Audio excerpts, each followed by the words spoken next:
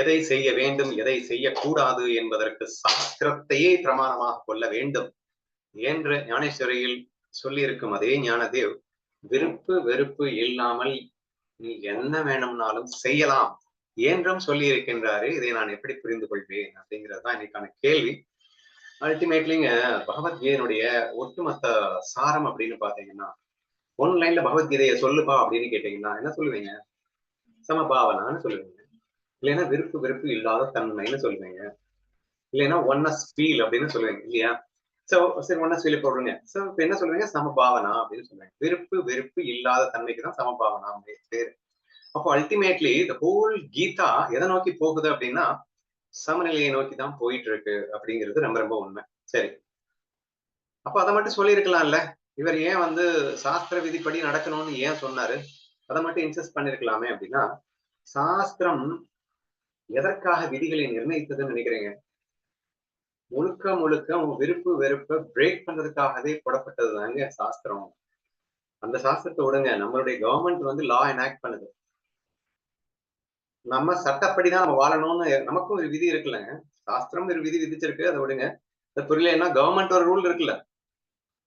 நீ வந்து அடுத்தவன பொருளுக்கு ஆசைப்படக்கூடாது. அடுத்தவன் பொருளுக்கு ஆசைப்பட்டு நீ அவன் பொருளை நீ எடுத்துட்ட அப்படின்னா அதுக்கு திருட்டுன்னு பேரை சொல்லி உன ஜெயில அடைச்சிருவோம் அப்படின்னு சொல்லிட்டு நம்ம கவர்மெண்ட் ரூல் போட்டிருக்கு. அடுத்தவனை கொலை பண்ணா உனக்கு ஜெயிலு. சோ இந்த ரூல்ஸ் எதுக்காக அங்க போட்டுருக்கு? இந்த கவர்மெண்ட் எதுக்காக போட்டுச்சுன்னு கண்ணன் எதுக்காக போட்டான் அப்படிங்கிறத பாத்துக்கலாம். கவர்மெண்ட் எதுக்காக போட்டுச்சு? லவ் ஆல், அனைவரும் இணக்கமாக, அனைவரும் ஒன்றாக, அனைவரும் அன்பிலே சந்தோஷமாக இணைந்து வாழ்வதற்கு இந்த ரூல் அவசியப்படுதா இல்லையாங்க?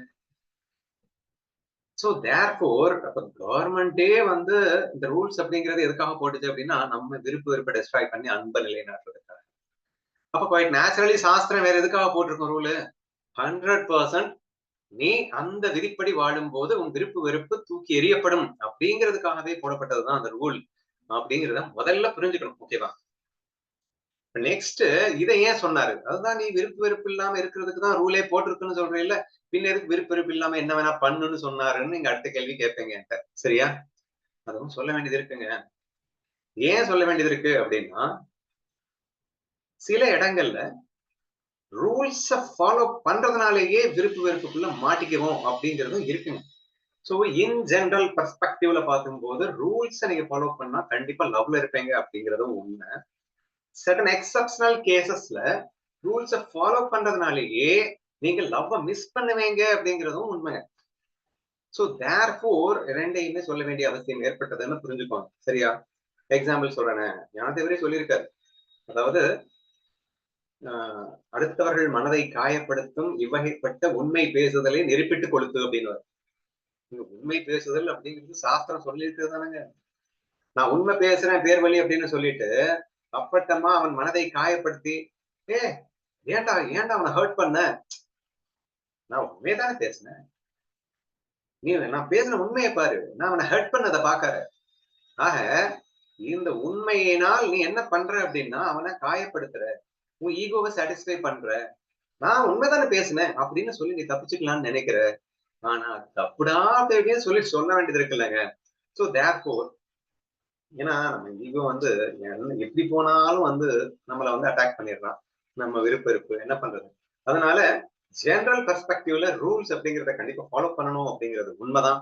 ஆனா எக்ஸப்ஷனல் கேசஸ்ல சர்டன் கேசஸ்ல நீங்க இந்த ரூலை ஃபாலோ பண்றதுனாலேயே லவ் மிஸ் ஆகும்னு உங்களுக்கு தோணுச்சுன்னா அந்த இடத்துல நீங்க இந்த லாவை யூஸ் பண்ணி சார் சொன்ன மாதிரி இந்த விதிவிலக்கை பயன்படுத்தி நாம வந்து விருப்ப வெறுப்பு இல்லாம அங்க என்ன பண்ணா சரியோ அதைத்தான் நம்ம பண்ணணுமே தவிர நான் ரூல் ஃபாலோ பண்றேன், நான் உண்மையதான் பண்றேன், உண்மையதான் பேசுறேன்னு சொல்லிட்டு நீங்க தப்பு பண்ணிடக்கூடாது என்பதற்காக அதுவும் சொல்ல வேண்டி வந்தது என்று நீங்கள் புரிந்து கொள்ளலாம் ஈஸியா.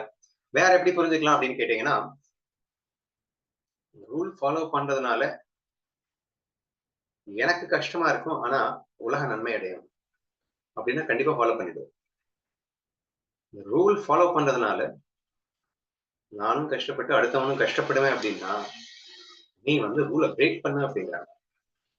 So this is the way we have to understand. சரியா? தி அதர் வேல நான் சொல்லியிருக்கேன். நம்ம எல்லாம் எதுக்குங்க சுகத்துக்கு ஆசைப்பட்டுட்டு நம்ம ரூலை பிரேக் பண்ணிட்டு இருக்கோம். ஆனா நீ ரூலை ஃபாலோ பண்ணு. இப்ப வந்து ரெட் சிக்னல் போடும்போது நிக்கணும், இதெல்லாம் செய்யணும். அப்ப எனக்கு கஷ்டமா தான் இருக்கு. கொஞ்சம் லேட் ஆகுது, வெயில நிக்க வேண்டியது இருக்கு, ரெட் சிக்னல் போட்டானேன்னு. ஆனா அடுத்தவங்களுக்கு பாரு, அதனால எல்லாருமே பெனிஃபிட் அடையறான் இல்லையா? சோ தேர்ஃபோர் உனக்கு அந்த பெனிஃபிட் இருக்கு, எனக்கு புரியல அப்போதைக்கு, சரியா? சோ தேர்ஃபோர் அந்த மாதிரி நேரங்கள்ல நம்ம வந்து ரூல் படி தான் இருக்கணும். உனக்கு கஷ்டமா இருக்குன்றதுக்காக ரூலை பிரேக் பண்ணிடாத. But there are certain other cases, ரூலை பிரேக் பண்ணாதான் லவ் காட்ட முடியும். நீங்க சொன்ன எக்ஸாம்பிள் ஆம்புலன்ஸ். நீ ஆம்புலன்ஸ் டிரைவரா இருக்க அப்படின்னா, நீ ரூல் படி போனேன்னா நீ உங்க உயிர் காணாம போயிடும். அப்ப ரூலை பிரேக் பண்ணாதான் நீ ஒரு இடத்துல அன்பு காட்ட முடியுது அப்படிங்கிற மாதிரி சிச்சுவேஷன் வருது. அப்படிங்கிற அந்த பட்சத்துல நீங்க பிரேக் பண்ணிக்கோங்க அப்படின்னு புரிஞ்சுக்கணும், சரியா? இல்ல இன்னும் சிம்பிளா சொல்றேனே, எல்லா கம்பெனிஸ்லயும் ரூல் இருக்குங்க. காலையில இத்தனை மணிக்கு வரணும், இத்தனை மணிக்கு சாப்பாடு டைம், இத்தனை மணிக்கு போகணும். ஒவ்வொருத்தனுக்கும் ஒரு டார்கெட் கொடுத்திருப்பாங்க. நீ இவ்வளவு ப்ரொடக்ஷன் எடுக்கணும், இவ்வளவு ப்ரொடக்ஷன் நீ வந்து எடுக்கலைன்னா உனக்கு இந்த மாதிரி பனிஷ்மெண்ட். ஸோ இதெல்லாமே ரூல்ஸ், சரியா? உங்களுக்கு தெரியுமா தெரியாதுன்னு எனக்கு தெரியாது.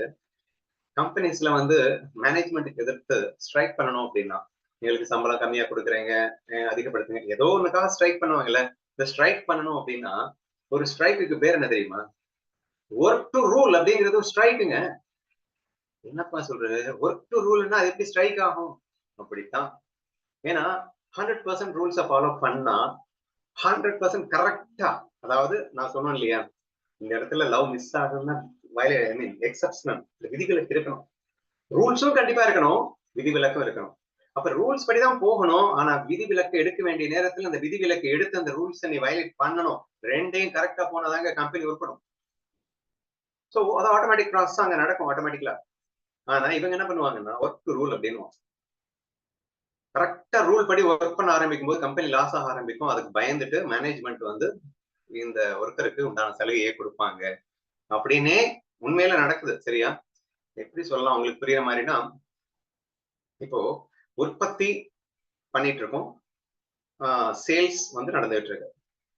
இப்போ உற்பத்தி அதிகமாயிடுச்சு அப்படின்னு வச்சுக்கோங்களேன், சேல்ஸ் கம்மியா இருக்கு அப்படின்னா ஒரு நாளைக்கு இவ்வளவு ப்ரொடக்ஷன் பண்ணணும்னு ரூல் இருக்கும் இல்லையா, அந்த ரூலை கொஞ்சம் பிரேக் பண்ணி தான் வைக்கணும். அந்த நேரத்துல வேற ஒர்க்க பண்ணிக்கோங்கப்பா, நீங்க வந்து ப்ரொடக்ஷன் ஸ்டாப் பண்ணுங்க, ஏன்னா சேல்ஸ் வந்து கொஞ்சம் கம்மியா இருக்கு. இப்போ ஒர்க் டு ரூல், எனக்கு இந்த ஒரு நாளைக்கு இவ்வளவு ப்ரொடக்ஷன் பண்ணணும்னு ரூல் பண்ணிருக்கல, நான் ரூல் படி தான் பண்ணுவேன் அப்படின்னு நீங்க ஆரம்பிச்சீங்க அப்படின்னா கம்பெனி கொலாப்ஸ் ஆகும். ஸோ எக்ஸாம்பிளுக்காக நான் சொல்றேன். So therefore rule must be there and at the same time தேவையான இடங்கள்ல நமக்கு வயலேஷனும் தேவைப்படுது. சரி, எப்படி அப்படின்னு கேட்டீங்கன்னா பேசிக் வந்து விருப்பு வெறுப்பு இல்லாத தன்மை தான். சோ நம்ம ரூலே எதுக்கு போட்டிருக்கு? விருப்ப வெறுப்பை உடைக்கிறதுக்காக. அதனால ரூலை ஃபாலோ பண்ணினா என் விருப்பு வெறுப்பு உடையும்னா 100% ரூலை ஃபாலோ பண்ணுங்க. அண்ட் இன் கேஸ் அந்த ரூலை ஃபாலோ பண்றதுனால என் விருப்பு வெறுப்பு இன்க்ரீஸ் ஆகும், அதாவது ஈகோல நான் போய் மாட்டிப்பேன் அப்படிங்கிற மாதிரி தெரிஞ்சதுன்னா அந்த ரூலை வயலேட் பண்ணுங்க அப்படிங்கிற மாதிரி புரிஞ்சுக்கிட்டீங்க அப்படின்னு சொன்னா எந்த கன்ஃபியூஷனும் வராது. அல்டிமேட்லி கீதையின் சாரம் என்ன? நம்ம விருப்பு வெறுப்பை தூக்கி சமநிலைக்கு போறதுக்காக தான். சோ தேர்ஃபோர் 100% நம்ம எல்லாருமே ரூலை ஃபாலோ பண்ணுவோம். எது வரைக்கும் தான் என் விருப்பு வெறுப்பை அந்த ரூல் துவம்சம் பண்ணுது, என்னுடைய அகங்காரம் அழிக்குது அப்படின்னா கண்டிப்பா அந்த ரூலை ஃபாலோ பண்ணி தான் ஆகணும். பட் சர்டன் கேசஸ்ல இந்த ரூலை ஃபாலோ பண்றதே ஈகோவை இன்க்ரீஸ் பண்ணிடும், விருப்பு வெறுப்பை இன்க்ரீஸ் பண்ணிடும் அப்படின்னா அந்த ரூலை வயலேட் பண்ணுவோம். So this is my answer.